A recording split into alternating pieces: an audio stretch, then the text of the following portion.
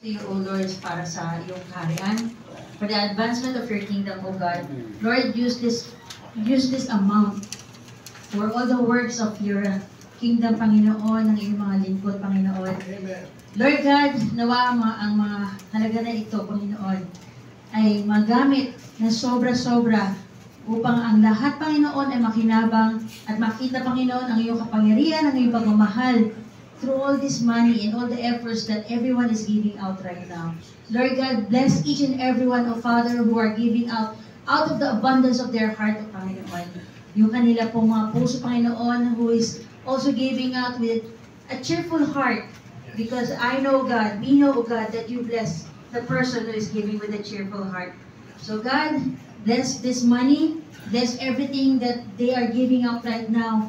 And Lord, may you provide to them abundantly in everything they need. And also for this group. In Jesus' name we pray. Amen. Amen.